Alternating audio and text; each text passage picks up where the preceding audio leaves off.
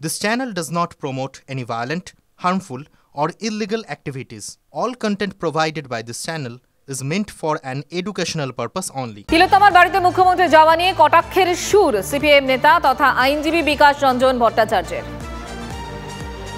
এ রাজ্যে ইতিপূর্বে আমরা দেখেছি মুখ্যমন্ত্রী ধর্ষণ হলে তাকে টাকা দিয়ে মিটিয়ে নেওয়ার চেষ্টা করেন।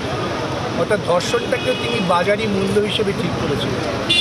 বাজারে আপনি পেঁয়াজ কিনতে গেলে 50 টাকা কেজি, এখানে ধর্ষিতা হলে তাকে 2 লক্ষ 3 লক্ষ টাকা।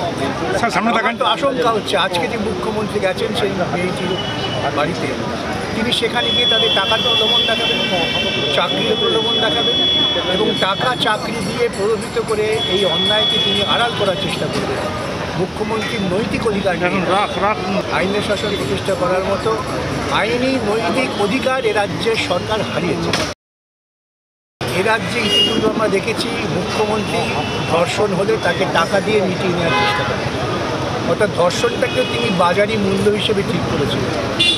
বাজারে আপনি পেঁয়াজ কিনতে গেলে 50 টাকা কেজি, এখানে ধর্ষিতা হলে তাকে 2 লক্ষ 3 লক্ষ টাকা। তো আশঙ্কা হচ্ছে আজকে যে মুখ্যমন্ত্রী গেছেন সেই মেয়েটির বাড়িতে, তিনি সেখানে গিয়ে তাদের টাকার প্রলোভন দেখাবেন, চাকরির প্রলোভন দেখাবেন এবং টাকা চাকরি দিয়ে প্রলোভিত করে এই অন্যায়কে তিনি আড়াল করার চেষ্টা করবেন। মুখ্যমন্ত্রীর নৈতিক অধিকার আইনের শাসন প্রতিষ্ঠা করার মতো আইনি নৈতিক অধিকার এ রাজ্যের সরকার হারিয়েছে। চেষ্টা করছেন ওরা ওই পরিবারটাকে তাদের দখলে নেওয়ার, চেষ্টা করছেন পরিবারটাকে তাদের চাপের মুখে নত হওয়া। এদিকে তিলোত্তমার বাড়ি থেকে বেরোনোর সময় মুখ্যমন্ত্রীর সামনে সুবিচার চেয়ে স্লোগান, উই ওয়ান্ট জাস্টিস বলে স্লোগান সাধারণ মানুষের।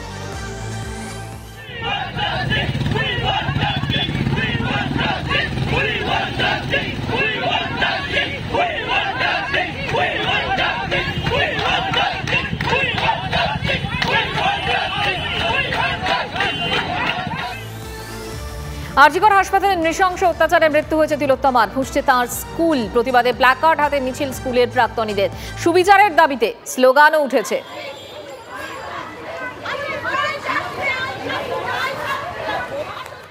শহরতলির যে স্কুল থেকে স্বপ্ন দেখতে শুরু করেছিল তিলোত্তমা, আজ আমি সেখানে। প্রধান শিক্ষিকা রয়েছেন। হ্যাঁ, তিলোত্তমা যে সময় পড়াশোনা করেছেন সেই সময় হয়তো তিনি ছিলেন না, কিন্তু তিনি এই স্কুলের অভিভাবক।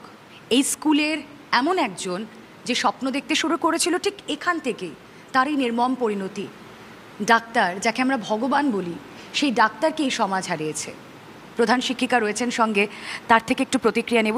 এই নিয়ে কথা বলতে সত্যি আমাদের গলা অনেক সময় বুঝে আসছে। আপনি এই স্কুলের অভিভাবক এবং সেই স্কুলেরই একজনকে আমরা হারিয়েছি। আমি তিলোত্তমা বলেই বলছি। সে যখন এই স্কুলে পড়াশোনা করেছেন সেই সময় আমি এখানে ছিলাম না, অন্য হেডমিস্ট্রেস ছিলেন, কিন্তু তাহলেও এই স্কুলের প্রাক্তন ছাত্রী, অথবা আমারও ছাত্রী সমা, এই কথা তো আমি অবশ্যই বলবো। কুড়ি থেকে যাকে আমরা যত্ন করে মালির মতো, যাকে আমরা ফুল হিসেবে ফুটিয়ে তুলেছিলাম, যার কাছ থেকে সমাজ আরও সেবা পেতে পারত, সে চলে গেল। আমি ভাষাহীন। এবার ধৃত সঞ্জয় রায় ডিএনএ ম্যাপিং এর প্রস্তুতি নিচ্ছে লালবাজার। তিলোত্তমার দেহে মেলা সিমেন্ট স্যাম্পেলের সঙ্গে মিলিয়ে দেখা হবে ধৃত সঞ্জয়ের রক্তের নমুনা। তিলোত্তমা কে ধর্ষণ না গণধর্ষণ, একাই ছিল সঞ্জয় নাকি নেপথ্যে একাধিক ব্যক্তি ছিল, তা জানতেই এবার তৎপর লালবাজার। সংগ্রহ করা হয়েছে ধৃতের রক্তের নমুনা।